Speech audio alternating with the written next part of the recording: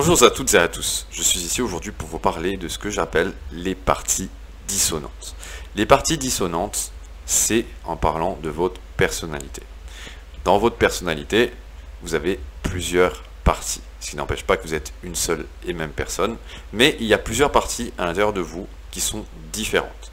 Pour vous expliquer un petit peu ça, comment ça fonctionne, eh bien par exemple, quand vous vous couchez le soir et que vous vous réveillez le matin, c'est pas forcément la même partie de vous qui s'endort et qui se réveille. Vous n'avez pas forcément les mêmes envies, les mêmes pensées, les mêmes réactions, le même état émotionnel. Ça peut être très différent.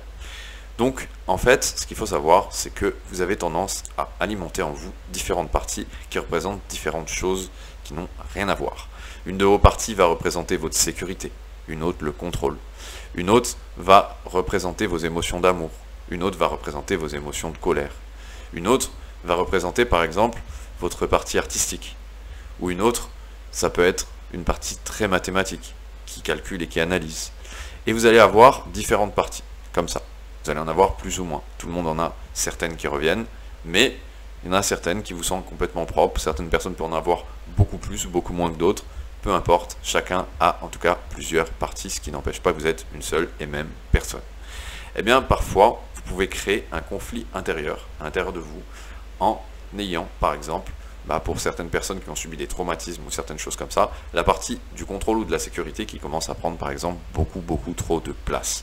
Et que se passe-t-il quand on se met une sécurité? Ça nous sécurise. Quand on met trop de sécurité, on a l'impression d'être en prison. Et ben, c'est exactement pareil pour ces personnes qui deviennent prisonniers de leurs émotions, plutôt de la partie, on va dire, qui gère le plus à l'intérieur d'eux, la partie qui prend trop de place, que devient le contrôle et la sécurité.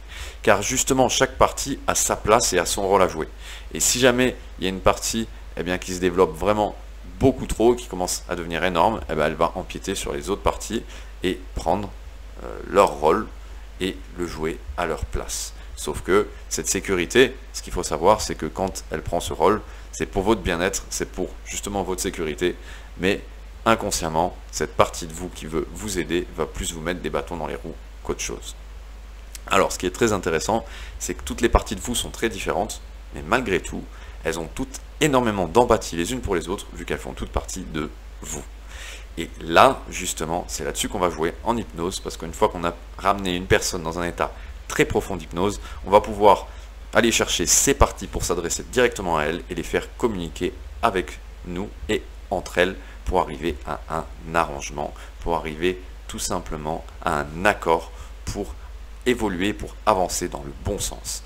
Une fois cet accord réussi, on va tout simplement redonner l'importance et la valeur de chaque partie à laquelle elle doit avoir et leur redonner leur rôle si jamais certaines ont dépassé leur rôle, et on va tout simplement faire une sorte d'acceptation générale de toutes ces parties, puis une sorte de fusion vers vous-même, car toutes ces parties font finalement partie de vous. On va aussi travailler dans ce genre de thérapie avec les personnes qui sont extrêmement indécises et qui sont constamment tiraillées entre un, deux ou plusieurs choix. Et du coup, c'est des personnes qui ont extrêmement de mal à choisir leur chemin. On va aider ces personnes à vraiment faire une thérapie qui va leur permettre de voir beaucoup plus clair dans le chemin de ce qu'ils veulent, à prendre leurs décisions, à savoir pourquoi et comment ils vont choisir cette décision plutôt qu'une autre dans un chemin et les aider à trouver et à faire leur propre chemin. Voilà. Et parfois, on va travailler aussi dans ces thérapies avec des personnes bipolaires. Ça va être encore une thérapie qui va être différente, mais on va travailler sur les différents aspects qu'ils ont créés dans cette personnalité qui prend trop de place et qui bascule émotionnellement sous une certaine impulsion émotionnelle d'un état à un autre complètement opposé. Voilà, on va travailler du coup avec différentes choses dans cette thérapie qui sont à l'intérieur de vous, à l'intérieur de votre esprit, différentes parties de vous. Mais par contre, je préfère le préciser au cas où, directement, on ne travaille pas avec des gens schizophrènes dans cette thérapie. On peut travailler avec des gens indécis, avec des gens qui ont eu des blessures, on peut travailler avec des gens qui veulent tout simplement faire une sorte de thérapie pour se recentrer sur eux-mêmes, une sorte, on va dire, d'introspection. Mais par contre, on ne va pas faire du coup ce genre de choses comme j'ai dit précédemment.